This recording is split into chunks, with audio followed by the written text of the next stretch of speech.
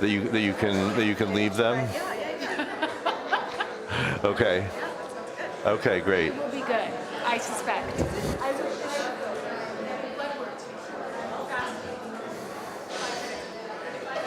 Yeah, okay.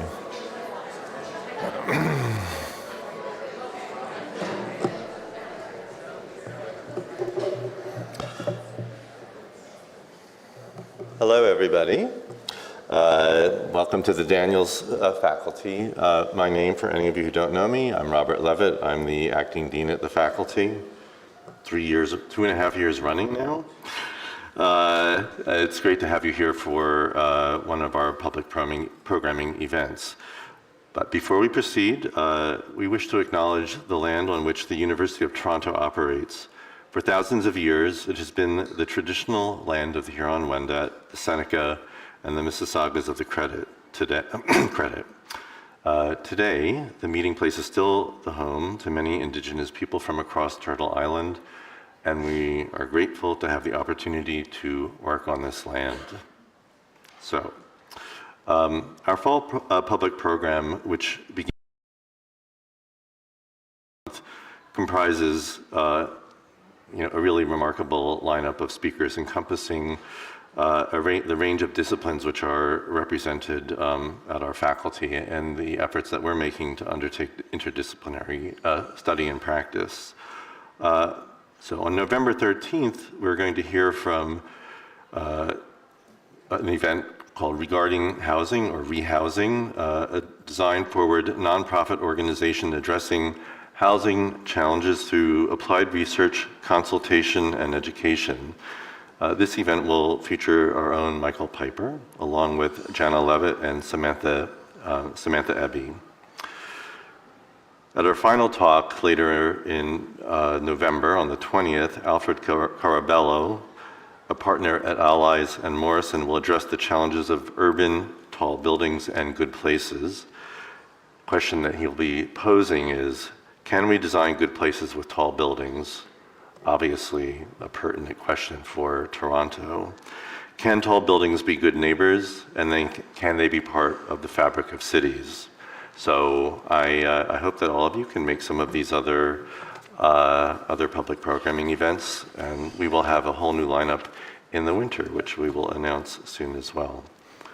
So tonight's event, the Zeidler Evans Lecture, is a yearly sponsored focus on the architecture of health, and it honors Dr. John Evans, who is the 9th president of the University of Toronto and the first dean of McMaster University's School of Medicine, as well as the dear friend of the renowned architect Eberhard Zeidler.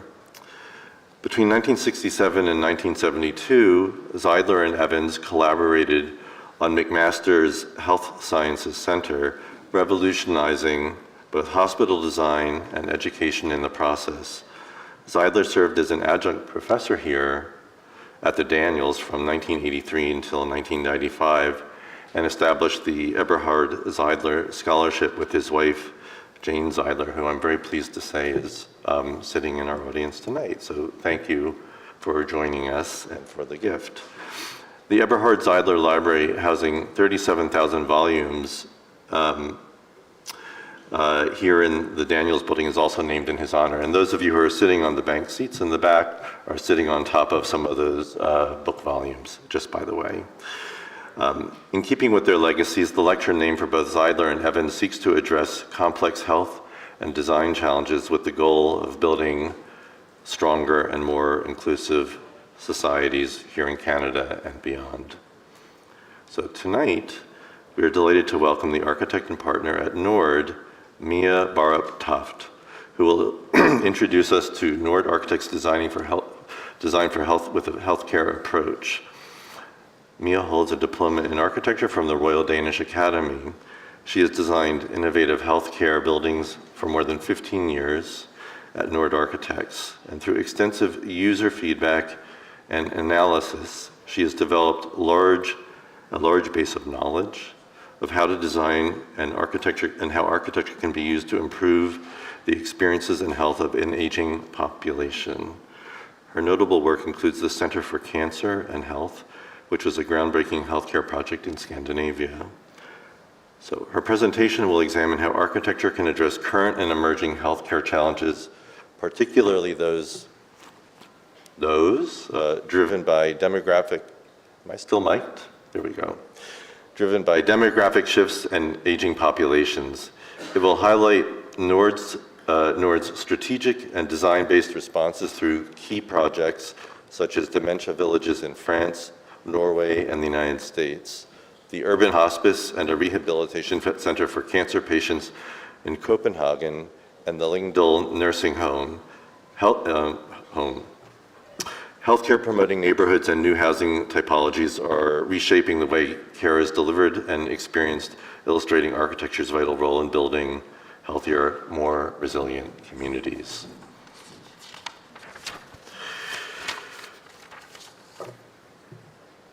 Known for integrating architecture with social and humanistic concerns, Nord is redefining how the built environment can support health and well-being, both at the individual and community scale.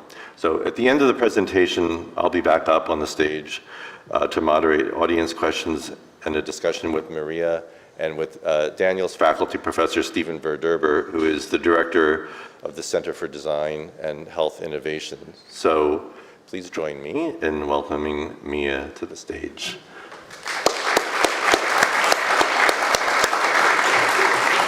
Thank you. And thanks for the introduction.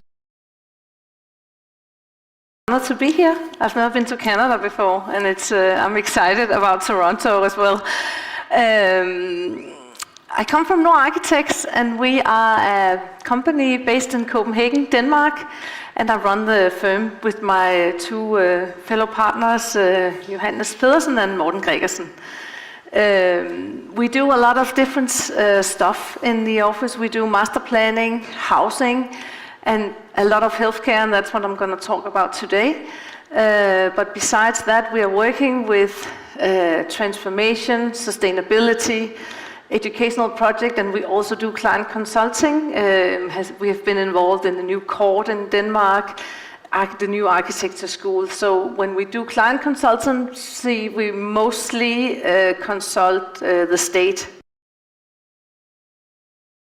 We tend to say that we do design from cradle to grave, and that means is this working? Yeah. We've been doing kindergartens, school educational projects, culture and sports facilities, workplaces, municipalities, and then in the end here, and that's what I'm going to talk about today, it's all the healthcare, the nursing homes, senior housing, hospice. But before I go into that, I think I will give you a bit about the local context in Denmark. We are a welfare society that ensures free education, healthcare, and also very good access to public housing, affordable housing. And architecture for people is a governmental goal, and the public space is very much dominated by pedestrians and bicycles. This is Denmark, very small country in the northern part of Europe. As you see, it is not that big, and the neighboring countries are Sweden and Germany, also Norway, and we are very much surrounded by the sea. So that is a kind of a big thing for us, that almost anywhere you go in Denmark, you are very close to the sea. We are only 5.8 million people, so very small population compared to Canada. But the climate in Denmark is pretty similar to here in Toronto. So warm summers, and then we get the snow during the winter time. The life expectancy of the people in Denmark is 81.2 years. It's been growing and growing. It's probably also been growing here in Canada, I can imagine. And we are said to be one of the 3 happiest countries in the world, at least regarding to the UN World Happiness Report. I think 5 or 6 years ago we were number 1, but now we are in the top 3. And all these images are from Copenhagen. It's a quite livable city. I mean, I go on my bike every day when I have to go to work, and there are many nice outdoor spaces in the city. It's like this is kind of the old part of Copenhagen up here, and then we are kind of the city is like Toronto, expanding a lot. We don't have the high rises as you have, but we're starting to build quite high also, because it's like the same tendency as here. Everyone want to move. Oh, the microphone I think is not working. Can you hear me? Okay, that's good.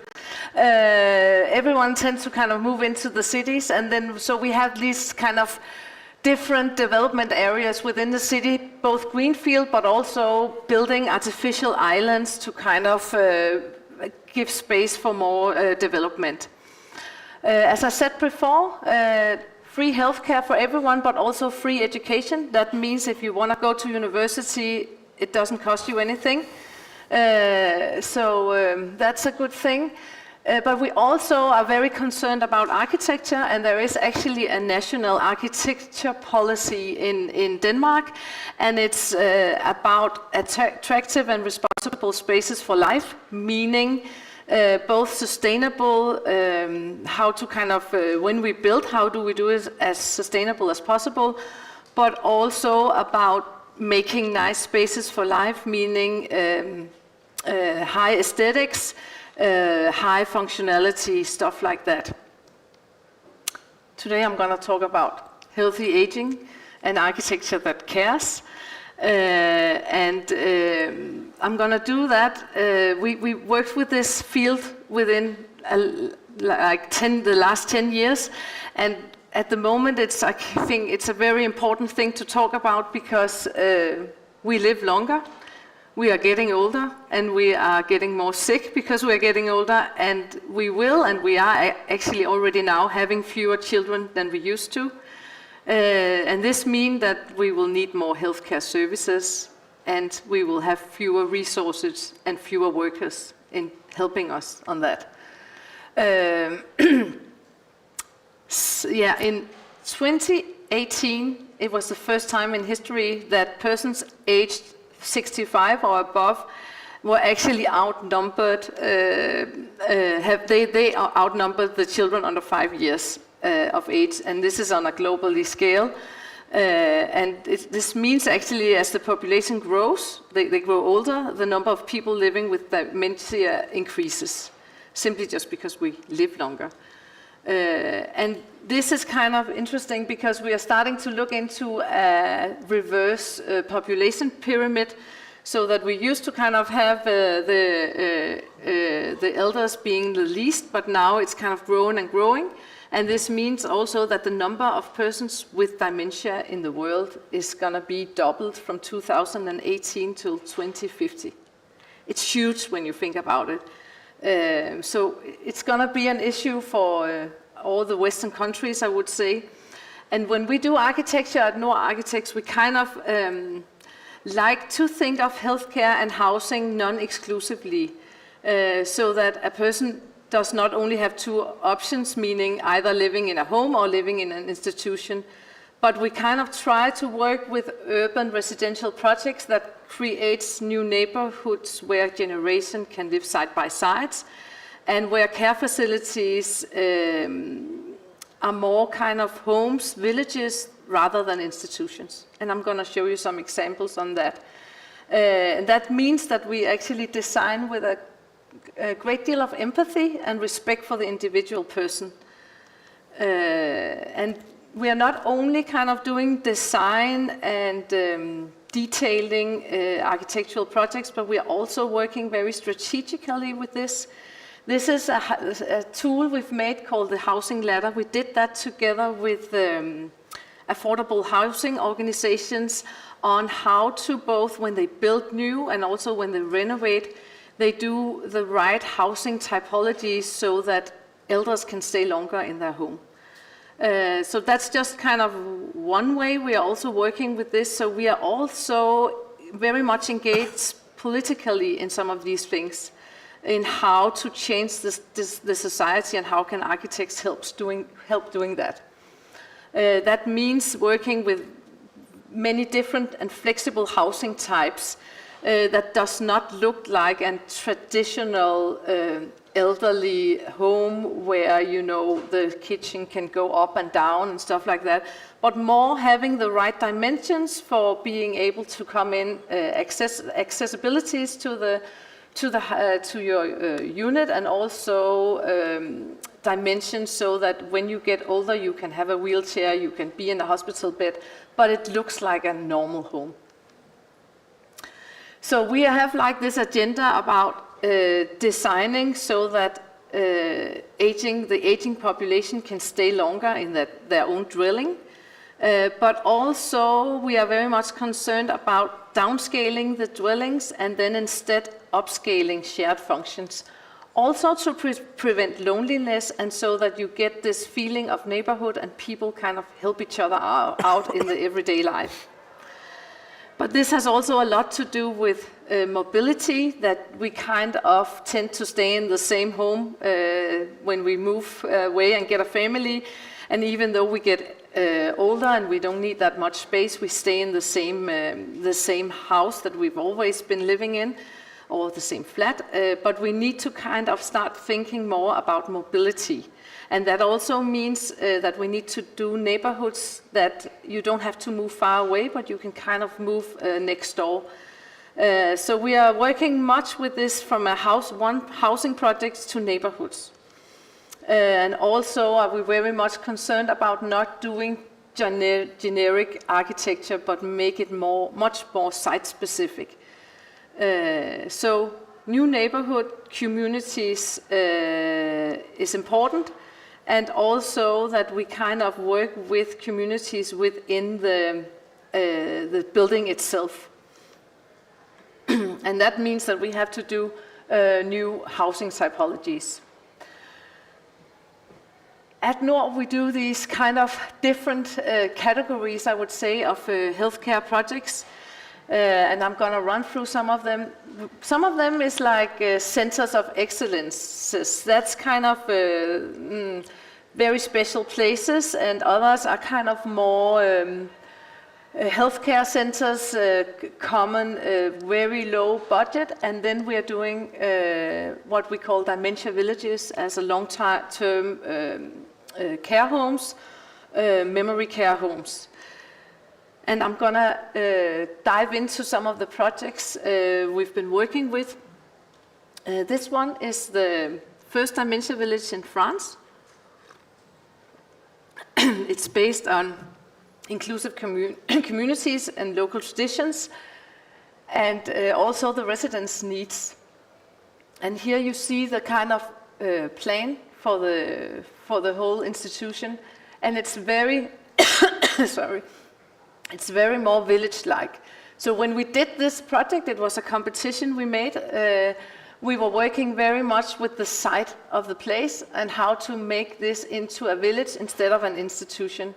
So also when you are dealing with these Alzheimer's patients, you have to kind of enclose the community. So it's a gated community, but no one kind of realizes it, because it's like the nature doing it. And the fence, where we actually have a fence, but it's hidden away, so you won't really see it. And it's also a place where we kind of did, I think it's, yeah, up here, we kind of did small little communities within the center. And then also doing a lot of pathways around the premises so that people actually can go outside and feel that they walk freely around. And here you see the site plan. Up here we have all the common facilities, and the staffs are situated up here. And this is kind of where the visitors come. And it's a place where you can also come if you live in the surrounding city and use some of the facilities.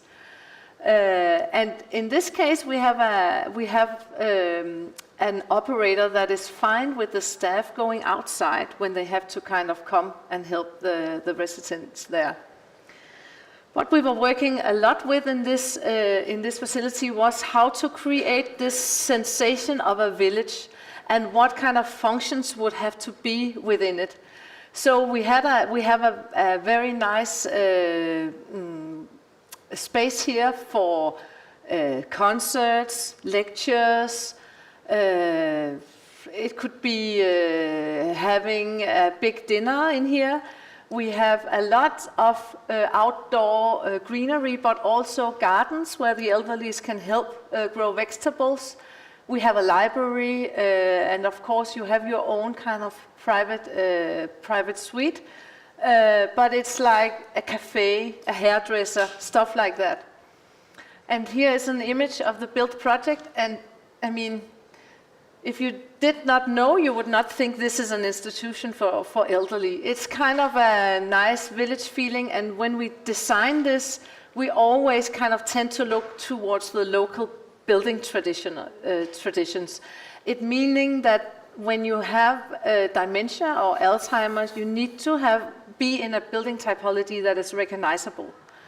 And this one it's the first project in France, and this is from the opening, which was actually during COVID time. But this is that was the French president at that time, Hollande, and it was him that kind of started the project. And he also came to the opening because it was a very important project for him, since it's the first in France.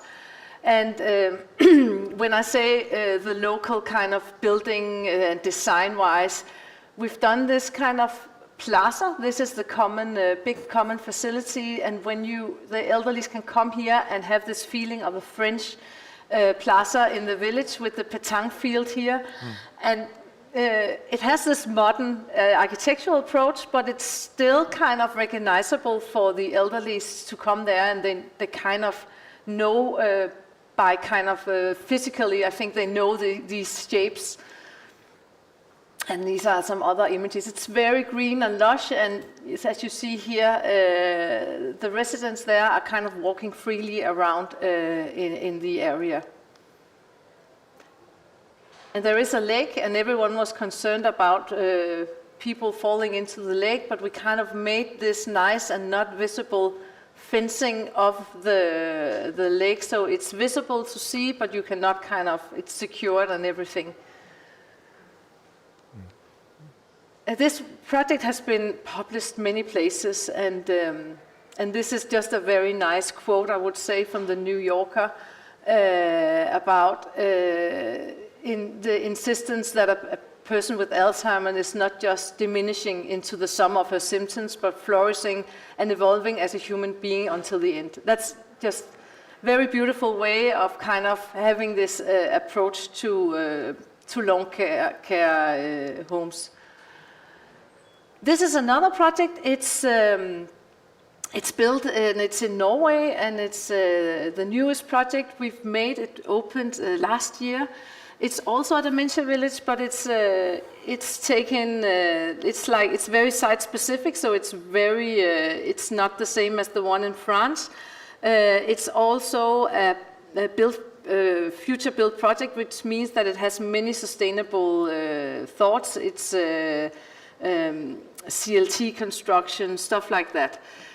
But this one it's like for 120 beds, so it's the same size as the French one, but it has another architectural layout. And here we it's on a sloping hill, and all the outdoor spaces are within the kind of building perimeter, and it's mainly on the roof actually. And we've made this kind of pathway where the residents kind of walk in circles, which is very good when you have dementia. You kind of do not like to be met by a wall, and you never get lost because you kind of walk around, and then suddenly, now I know where I'm going. And it's very green and lush, the roof part, and it's also situated in this area where we have made accessibilities for the citizens that can also come here and use the restaurant, etc. And we are working, as you see on the pictures, very much with colors as well. When you get dementia, you actually loses color vision, but red is the last color you loses. So also working with these things on how to kind of make wayfinding easy and just a part of the architecture is a big thing for us. We are integrating a lot of this kind of from the research field into the design of the buildings. And as you see here, we are also trying with the interior of the place to make it as less institutional as possible. And that also means kind of working with different ceiling heights, colors, textures. It's not a high budget, these projects. It's public built. It has kind of a low budget, but we tend to find places where we can kind of put the quality. And those places are mostly the common facilities because that's what most people get joy from. But as you see here, it's kind of, it has a homey feeling. And we've also kind of in the kind of bigger spaces tried to kind of put in some nice detailing and quality. Working a lot with colors and differentiating the different rooms and corridors, stuff like that. And here you see it in the winter time. And this project is actually in North America, in Pennsylvania. We had a private client reaching out to us after he's seen the Alzheimer's project in France. And here we are doing a memory care facility for 140 residential people. And it's kind of a very nice project also because it again was inspired by this village feeling. And for you can kind of see how we can do it quite differently, but it's kind of the same overall concept we're using each time, but it's very local also. So here we have been working with also common facilities, also how to secure the residents for not escaping, but doing it in a nice way so that again it's the buildings more or less itself, and then we have the nature kind of helping us. And then also, again, how to walk around this place without getting lost and having these landmarks around. This kind of nursing facility has a lot of different aspects to it.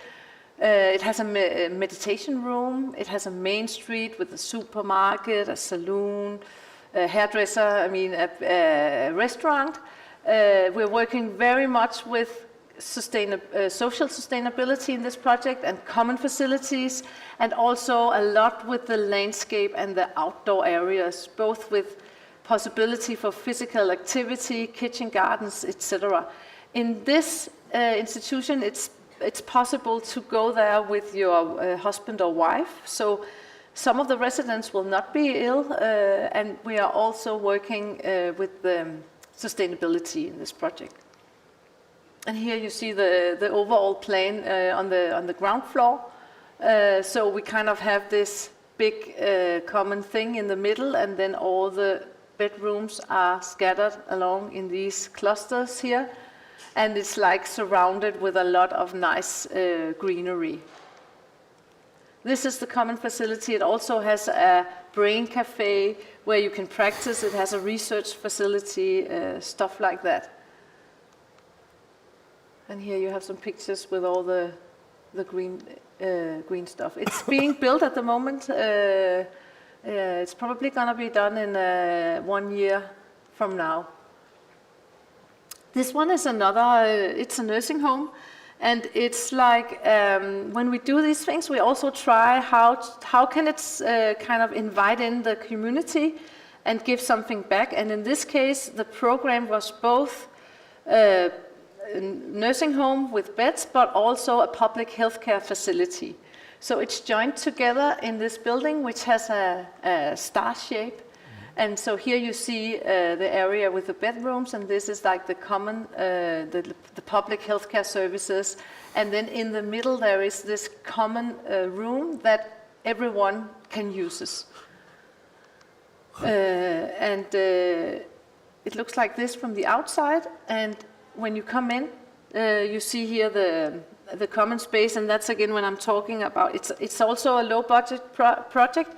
When I'm talking about quality, we kind of said to ourselves, in this project, we need the middle of the star to be kind of wow, a place where people really wanted to go and where they can kind of, we're working with daylight, as you see the colors, the materials inside, so it has a very nice feeling to it.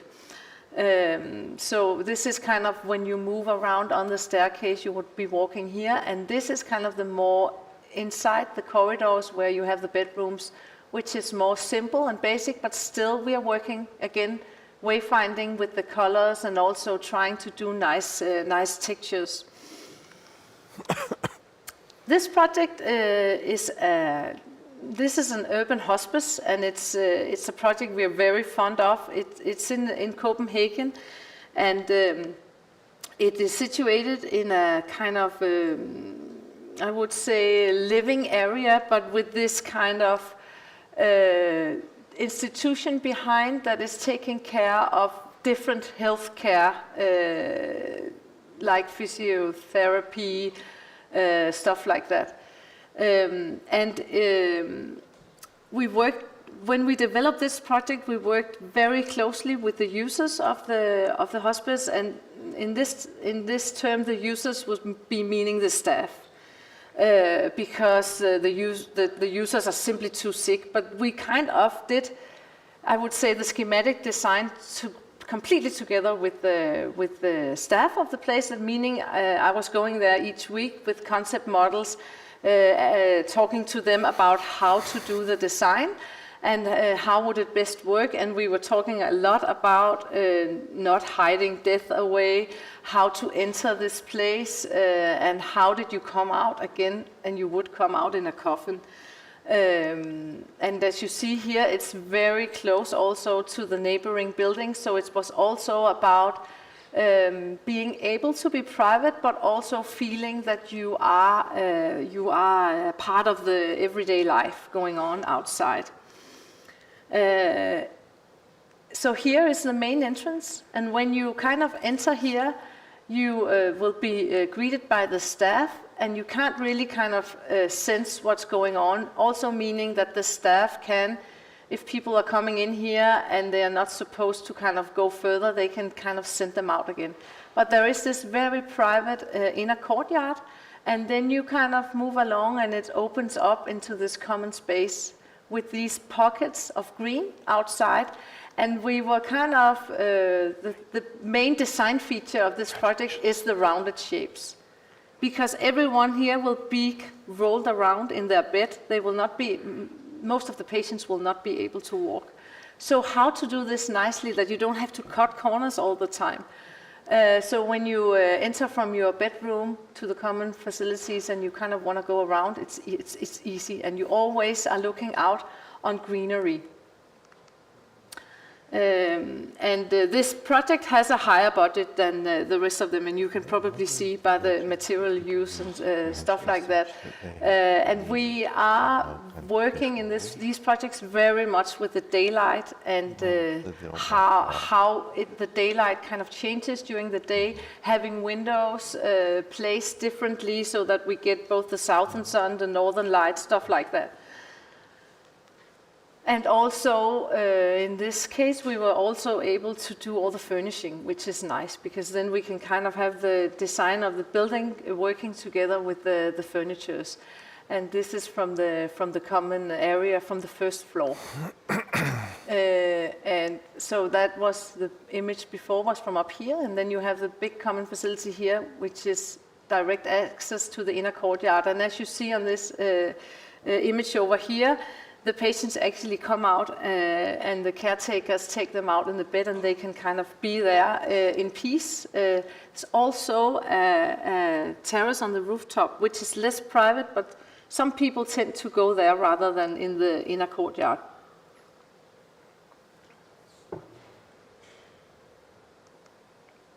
And the great thing about this project, I think, is actually the everyday life taking place outside.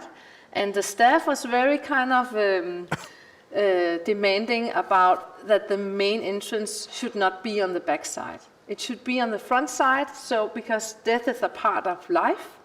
So it was when you come in and they say, well, you know, when you come in here, you will come out in a coffin. And then you come out actually in the coffin right on the street, where people are going back and forth from work and whatever.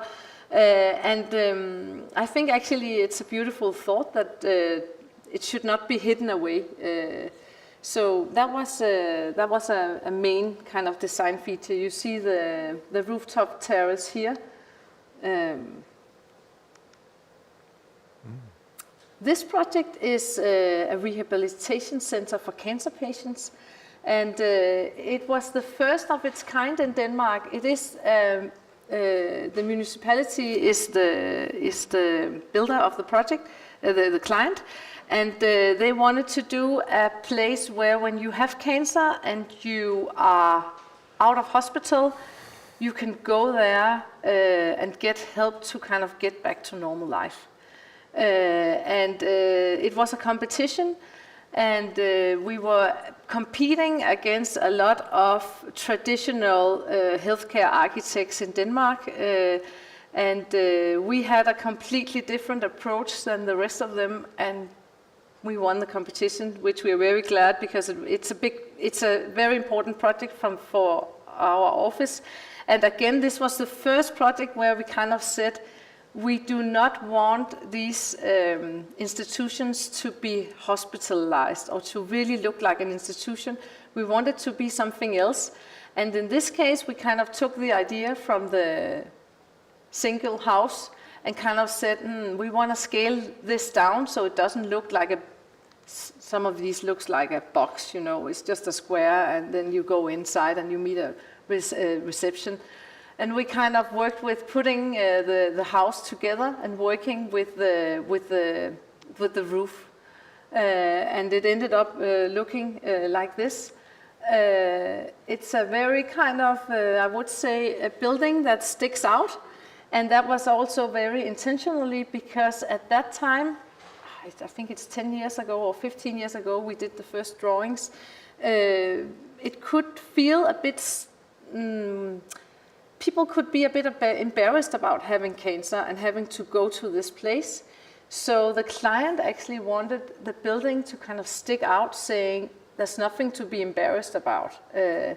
And we were working a lot with kind of how to actually make this place a welcoming and very warm place, but also a building that fitted in with the surroundings, but in a very modern way. It's situated in an area where, I will probably we see it here, the neighboring buildings are more or less like this, with tilted roofs and red tiles.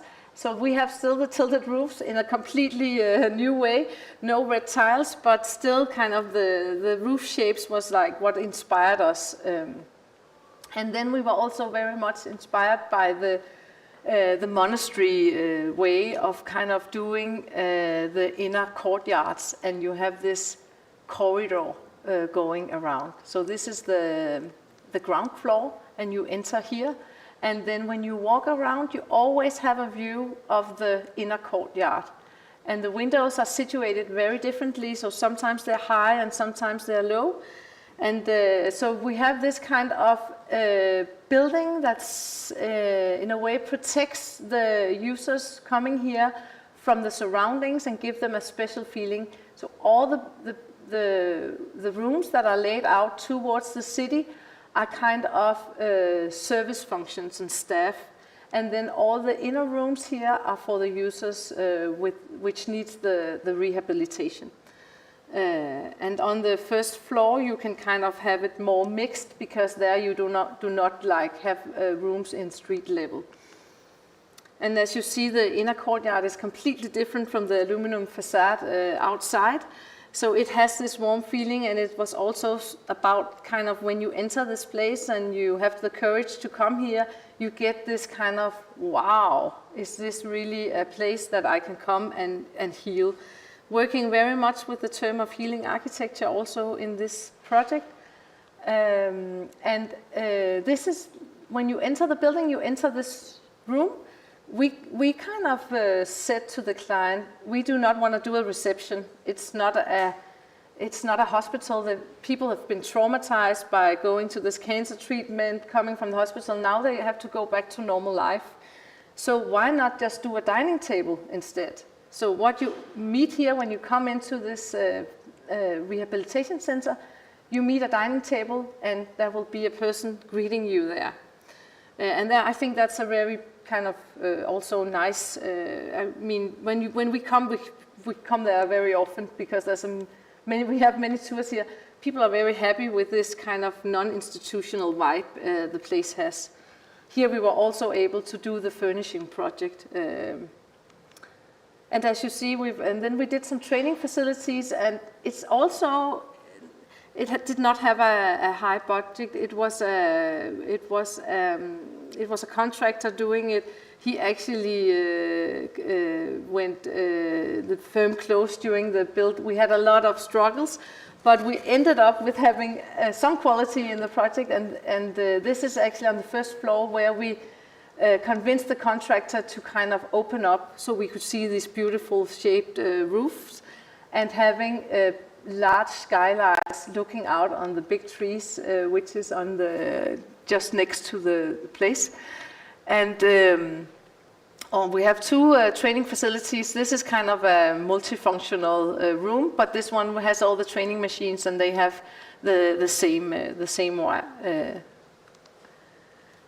also working with the materials. Again, as I said before, the Nordic light, the daylight is very important in our projects, and also these kind of places within the building where you can have a sense of nature and the surroundings. This is a terrace on the first floor, this image here, where you can enter directly from the training facilities and go out in the park. Oh yeah, here you see the image where the building is on the side, and you see the kind of old neighboring buildings, and then this one suddenly is here, and it's like we made these cutouts in the shape also to kind of just give a little teaser on what is going on in the inside of the building, but also to make it like a more kind of interesting form. I think this is the last project I'm going to talk about. This is one of our newest projects. It's a project where we are working together with a private developer on doing a health promoting neighborhood.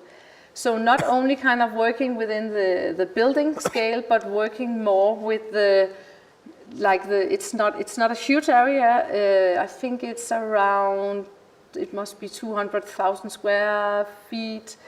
But it's like this developer is building a new neighborhood with housing, but he's bought the land from the municipality and made an agreement with them on doing a healthcare facility, doing housing for families with handicapped children that he's then going to sell back to the municipality, and then doing this neighborhood with working a lot with the landscaping and the kind of movement around in the neighborhood, and also putting in functions that are healthcare promoting. And that is all from kind of having a pharmacy close to where you live, to having a nursing consultancy, training facilities, a brain cafe, fitness, all these kind of workshop places where you can go and meet your neighbors. So it's not only healthcare kind of traditionally, but it's also kind of how to prevent loneliness and how to make a very strong sense of community feeling. These are some of our renders, and the scale is like this. It's not the Toronto scale, but it is a very nice scale, these 3-4 story buildings. And this is a model we did this is the housing for the families with handicapped children.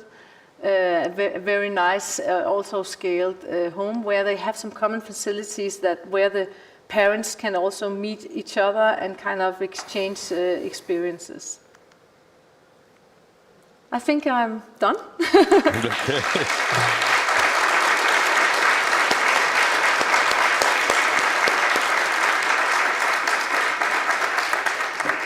Ready?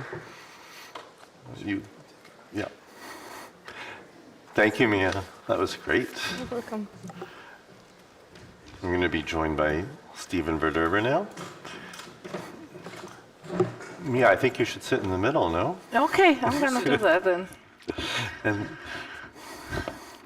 guest of honor. Yeah, thanks.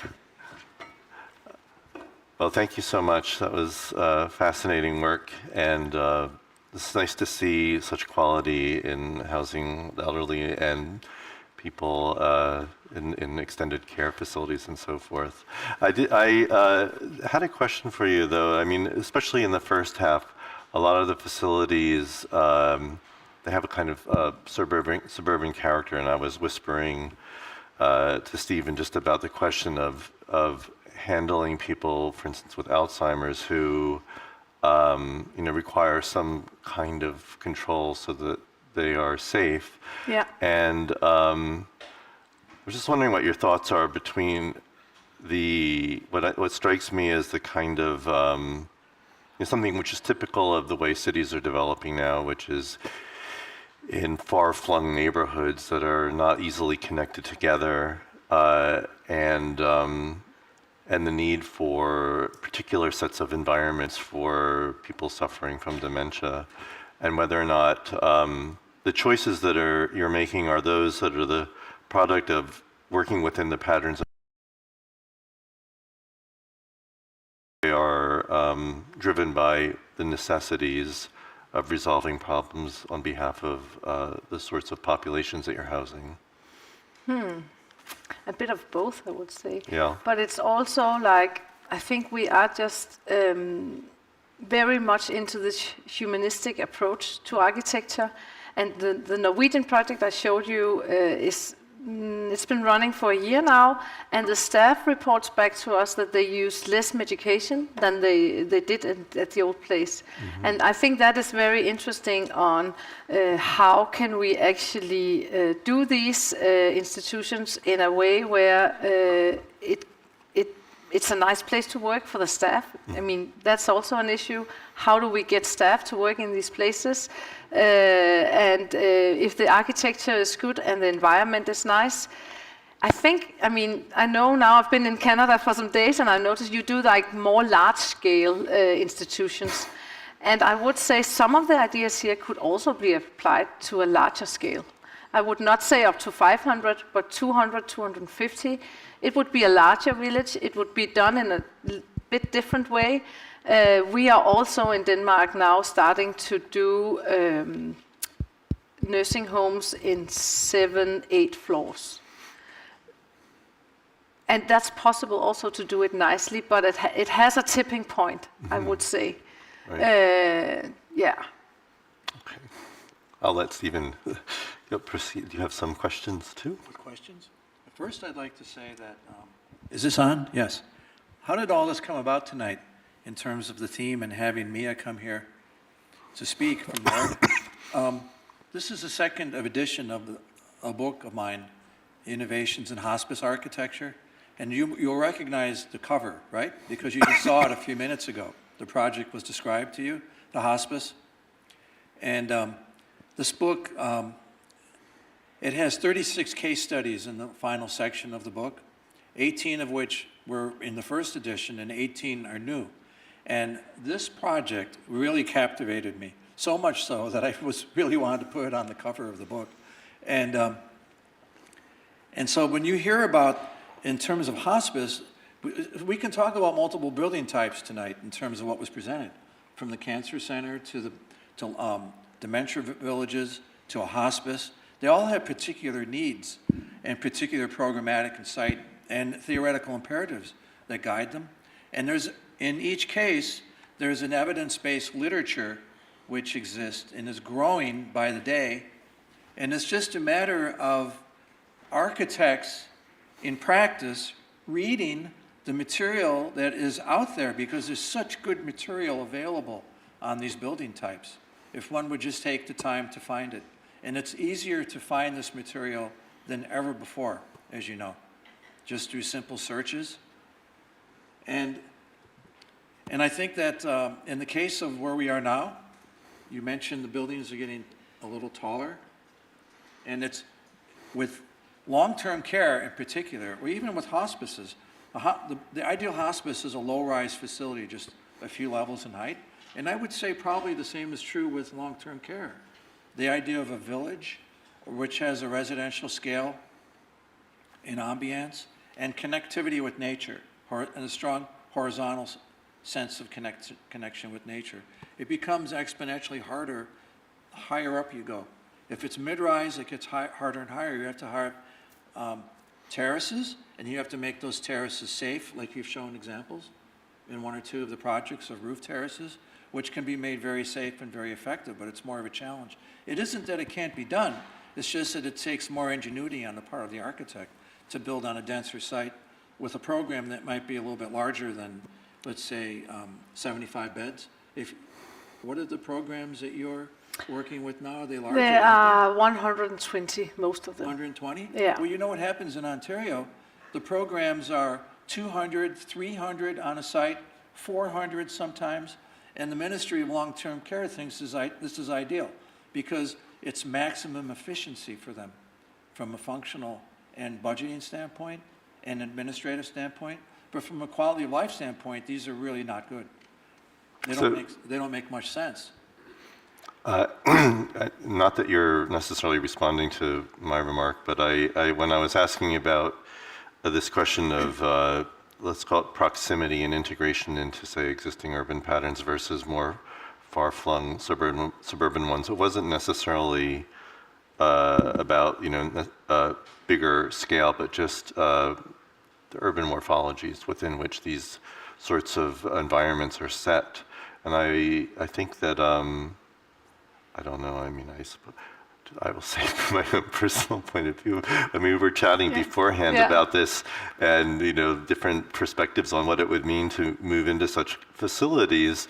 And of course, dealing with dementia is another matter, but part of the anxiety that I think that some people have is also the removal from the familiar habitats of their cities. So I feel like there's the typological challenge, and then there is the locational and urban morphology challenge as well. And that's also what I like in the end of this lecture. I just kind of showed you a project. We are working on, we are like, when we build new urban development areas, we need to think about the aging population.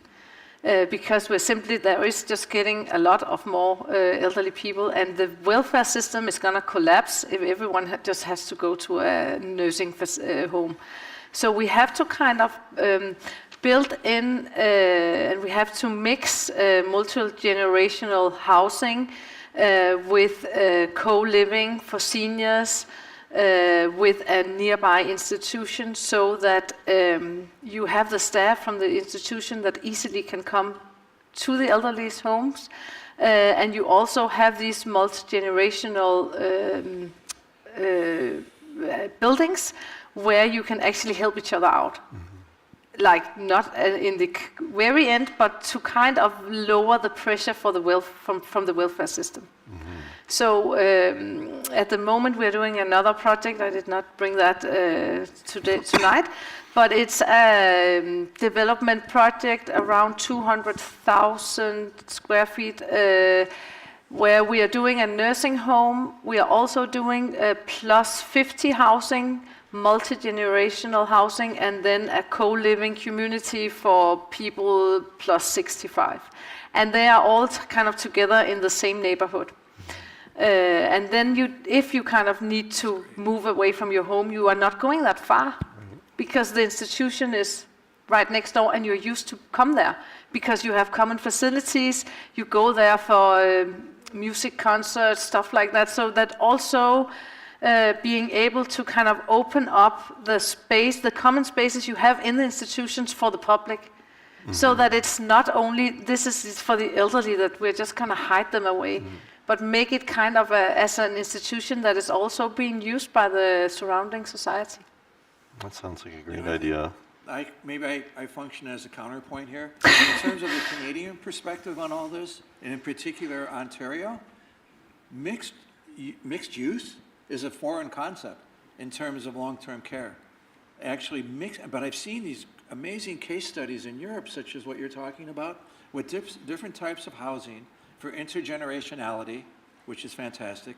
I've seen there's a project in Paris where there's a drugstore on the main level, there's a senior center, there might be an early childhood care center in the building, and they have, it's truly mixed use, and so these buildings are woven into the urban fabric.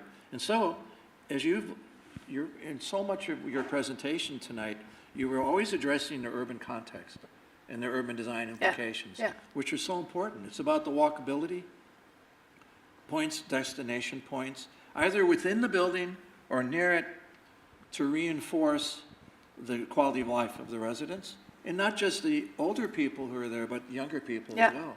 From small children. Yeah, and we also tend to kind of make daycare institutions next to the nursing home, because we just know there's a great effect in the interaction, and they have many common facilities they can use at each other's places also.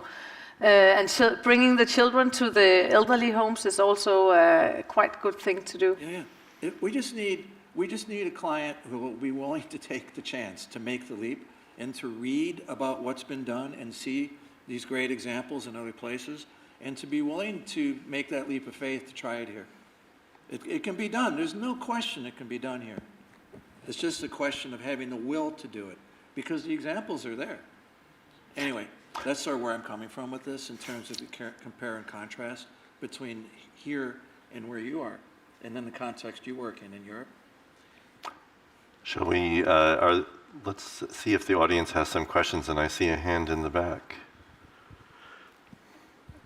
I just want to make a comment. I think that, Mia, the projects that you've done, they're just gorgeous. I wish, we could do them here in Toronto. I'm quite familiar with long-term care. There is one particular that I had personal experience with. It's a 124-bed long-term care. It's in Richmond Hill. The setting was very nice. It was two-story, huge buildings, like a bungalow almost. Unfortunately, in Ontario, they haven't really cleaned up or improved the way these long-term care facilities are operated. I mean, some of them are functional, but the operation of it is horrible. I have to say, this particular facility that I'm talking about, at night, they have like one nurse, maybe one nurse per floor, and possibly maybe three caregivers looking after half of the. So you can imagine, the operation. It's still like that today. My other two questions for Mia is, I'm kind of curious, in the first project that you did, the one in France, I know that Alzheimer's patients, when they have a routine that they stick to, so in the open space where you've got the really beautiful pathway, what kind of landmarks, I would ask, was used in those pathways when you take these, when the staff take the residents, around? And also, I noticed that the architecture of it, you've used like arch. Yeah. Yeah. Is that something to do with the fact that it's friendlier and it's softer, visually? I just want you to comment on that. Yeah. Thank you. Thanks. I'm going to start with the last question. The arch. It is. We really liked it design-wise, but it's also a reference to the traditional way of doing the French plaza buildings. So that was kind of our approach to the design, and kind of do these references that they would know the arch. The Alzheimer's patients would simply just know, okay, we have these arches around the plaza. The wayfinding, that was a good question. It's our first project within this category. And as you saw, it's much more kind of, the buildings are very similar to each other. It's like this kind of, they are the same kind of architectural. So it's the landscape here that's doing the landmarks, but it's very subtle. And you have the pathways so that that's kind of nudging the people. But research has developed since then. It's like we started sketching it maybe 8 years ago. And we are looking into what is the right way of doing it. So that means that we also become better at doing this. And that is why the Norwegian project has a much more kind of clearer approach to this about wayfinding. For instance, in the Norwegian project, every room has a little niche in front of their front door where they can put a personal item. That could be whatever, a vase, a picture of someone you know, so that you can find your own door also. So working with all these things, and we are becoming better and better, and we are also working together with, in the Norwegian project, we're working together with a research organization that is within healthcare, and they are doing studies and reporting back. So it's also about kind of not just think this is a good idea, but having the kind of research field also working together with the design. So just one last question. What about lighting? You mentioned earlier that the Alzheimer's and the dementia, as they got older, they can't really see the color. Yeah. So in your research, have you sort of found what, like, have they done testing on, especially when in the evening when the sun is coming down, and then if the program, part of the program for the Alzheimer's or dementia residents is, taking them to nature walks or whatever in the pathway. Was there any research done on the color of the lighting, perhaps, and the brightness of it, and in the pathway when they're walking through? Yeah, I'm not aware of that, but I mean, we know for sure that daylight is important, and it is for like all of us to kind of have this sense of orientation, it's very meaningful to kind of follow the daylight. Sometimes it's warm, sometimes it's cold, and I think that goes for all of us, also for the Alzheimer's patients. But there was, in the question, there's some implication that the arches in the French project had a formal attribute that was in and of itself appealing or desirable. But I think that actually what you were saying is that it was, the value you saw in it was the familiarity from its familiarity as a architectural type. Yeah, exactly. But no, we did not do a replica. Then it would have been and that's the whole point. Well, nor with the gables either. Yeah, exactly. But I to me, it's an interesting question, because I do think that sometimes there is in this field an effort at times to identify formal attributes of architecture, which are as if sort of timeless, better forms that are appealing to patients or to us, which I'm not sure. I don't know if there is really science on that. Yes, natural light, views of nature, and so forth, but this effort to specify to a high degree this architecture versus another being the better one, rather than being situated within, let's say, cultural context, which is what you were trying to do in the example of the French project. Are there more questions? Yes, here in the front. Is there a microphone for them? There is a microphone out there. Hello? Okay, I'm hot. That was super fantastic. Oh, From the back. We'll come to you next. One question I'd like to ask, how do you manage access to and from those communities during the winter months? Yeah, it is in southern France, so it's not gonna snow. I think it would not work in Toronto, it would not work in Denmark or Norway. So that's how we could manage it, basically. And that's nice. Sometimes we have pathways where we do a little cover, but it can't be that long as it is in the French project. So that's because of the climate we were able to do it. Can we get a microphone up Can you front? bring the microphone? Or I can give you mine. No, let's go one Oh, cover. there. Okay. Hi, thank you so much for this talk. I think when we think about designing for aging populations, it's really also designing for disability, and I have noticed in this work, which I think it's very lovely. There's a lot of, especially in like the slightly taller buildings, there's a lot of like well-articulated staircases and things like that. So I guess my question is, I was wondering if you could speak more to if there's principles of like barrier-free design or access, things that play into the form of the architecture and the landscape itself as something that is kind of integrated into the design. Yeah. We work a lot with that. The Norwegian project with the pathway on the top of the roof is like, we have to have accessibility by building regulations, so simply. And it means from when you come from the street entering the building. But when we do this, we actually want to do it so that no one thinks about that it's there, that it's just a part of it's integrated in design.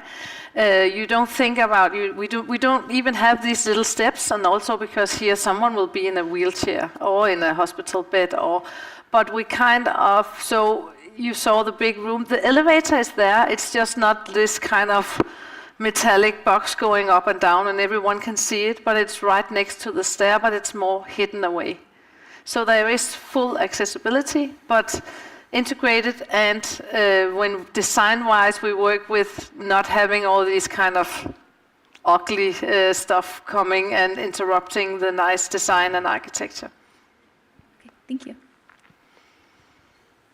Thank you. First of all, thank you. My grandma has dementia, so it's interesting to see how that connection goes. And I guess my question is, for the design process, do you design around the circulation? I know you do a very deep research about like the specifics of the condition of the elderly people, but my question would be if you start by the circulation and then build around those areas, or do a little bit of both, or I'm interested in what's the design process. Yeah, good question. We kind of work simultaneously with different things when we design these, both with the bedroom unit, which is very important, and then with the service areas for the staff, and the length of how many steps actually the staff needs to go to come from one unit to the other. So it's very much also about logistics, but making it in a nice way. So we kind of tend to work on the plans while we do 3D volume studies to kind of fit into the surroundings also, and then work with the service areas on how to place them correctly, and the common facilities. So it's like simultaneous. We would be in the office, there would be 2 or 3 people working on it. One would be working with the plans, the bedrooms, pushing the ones, doing the 3D model, to kind of all the time it's like interacting with each other, the design. And I think that's, you cannot just do the form of the building and then try to fit it in, and you cannot either just do the plans and then kind of, oh, this is how it looks, because then it may be not fit into the surroundings. Okay, yeah, and my last question would be if the services areas are hidden, or you are trying to make them more obvious. Like, I understand perfect the part of the cancer center. Oh, can you, I have to, I don't know. Oh, yes. My question would be if the services are mostly hidden, or you are trying to also connect them, like... Yeah, depends which kind of function this is. I don't know the word for this, but in a hospice, for instance, you have to have a room where you can kind of get rid of kind of dirty stuff from the room, and that's hidden away in a way. So it's more the kind of so those things we would kind of tend to be doing them quite closely to the bedroom, so you don't have to go through the common facilities with dirty stuff. Yeah. Thank you so much. You're welcome. Oh boy, there are a lot. These are good questions. All of a sudden. They're good questions. Yeah. Should. It's about how you do. First of all, thank you for the incredible lecture and insights on your inspiring firm. I think we're all ready to move to Denmark. You're welcome. My question is that most of these beautiful institutes that you presented today were designed from a conceptual stage. Do you think that there is opportunity to apply this level of detail and considerations to projects that are being renovated?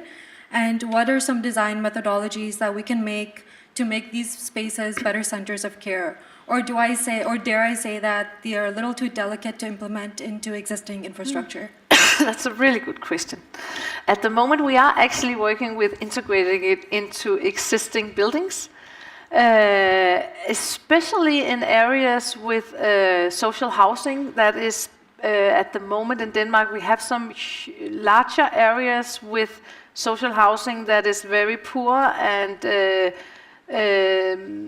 there we are renovating existing buildings, putting in new housing typologies, and also functions as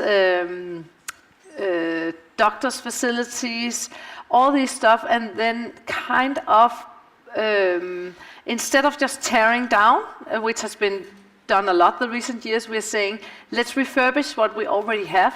That's more sustainable, and then instead of, and then add on little kind of landmarks, as I was showing in these projects, that the residents and new functions that they can come and meet, and also be more helped in a way. So yeah, it is adaptable to existing buildings. Yes, it would be. But it needs also to have some add-ons. More? Guess we could do, like, say, 2 more questions and then be done. Oh, well, thanks for taking my question. Really beautiful. As you've said, pretty much around the world, we're all going to be tackling this kind of issue. And I'm sort of curious, you mentioned that there was a sort of a tipping point in terms of numbers, and you mentioned the sort of 100, 120, 140 in a lot of the projects that you shared with us today. What I'm curious about is you had sort of southern France, you had sort of northern Europe, and then you showed one in the US as well. I'm assuming the models of care are different, so I'm sort of curious to learn how much the models of care of the people who were going to operate and run the facilities start to influence. Like, just even in these 3 examples that you shared with us, were there things that we may have not detected in what you were sharing? Yeah. That's sort of one question. And the second one is around sort of failing sort of acuities, right? So whether it's vision or hearing and things like this, do share with us something more, a little bit more in depth, because you were mentioning about the light and the color acuity. It really struck me that it didn't seem like the people, at least in the photographs, were as much with caregivers. They felt independent. I don't know if that's the photograph, or you also mentioned people using less medication. So it just all had such a beautiful sort of positive impact just from what we're taking from the photographs. It'd be very nice to learn more. Thanks. We are actually aiming with our designs to make people feel that they are independent. We are also doing this to kind of lower the pressure for the staff. And to give more joy to the residents, and also for families coming visiting. It has to be a nice place. You rather want to go there than in a kind of sad institution. So yes, the first question that was about the. Can you Different just regimes. the models of care, right? Because they seem to dominate. Yes, often. I remember now. That's actually really interesting. It is. it is always, we always design this with very much interaction with the local staff. And it's funny because Norway and Denmark, they remind very much of each other. We did this project with the star shaped in Norway, and the staff were like, we have to have the common room in the middle of everything. We did a similar project in Denmark, which was a competition, and they said, it's wrong, you cannot do the common facility in the middle. And we're like, oh, that's what they want in Norway. So it's like, so we are always kind of adapting to the local way, speaking a lot with the users of the place, and then kind of the architecture kind of springs from that. Okay, we'll take one more question. I don't know how to make that selection, but... Hello, thank you for your beautiful lecture. I noticed that in your project you aim to move away from an institutional look to home-like environment. Since the key aspect to this feeling of home environment is having a sense of control over the surroundings. So I was curious, how did you approach giving this feeling to the residents of long-term care settings through design?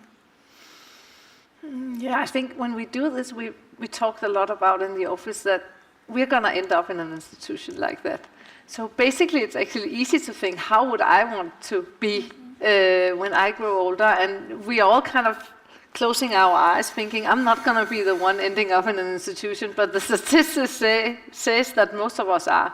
So we are kind of also thinking about, would I want to live here? And that's actually kind of an easy approach to design, like would I kind of want to be here? So that's, and I think everyone wants to be self-independent, also when we grow older. And in Denmark, I would say it's also interesting, in France, it was demanding to have a fence.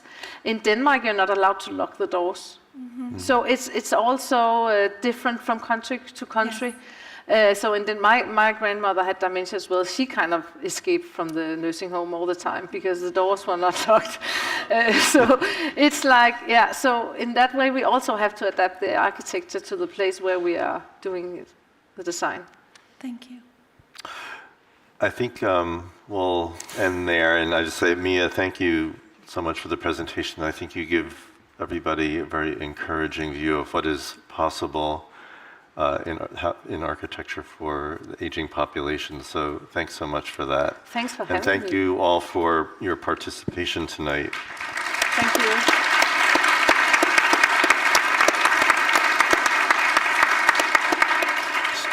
So I think if some of you or all of you would like to stay a little bit longer, maybe you could have some private chats before we whisk me away for a well-deserved meal.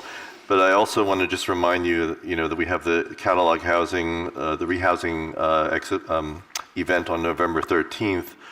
But also just while you're here, you know that the Larry Wayne Richards Gallery, behind this wall, we have an exhibition up of the work from the Howard Wright Graduate Fellowship. And many of our Daniel students who have gotten them over the last 25 years have done work that was inspired by receiving that fellowship, and that's on display, as well as a variety of very interesting artifacts relating to Frank Lloyd Wright himself. So if you're interested in that, seeing that, take a look, and otherwise I'll see you at the next event. Thank you.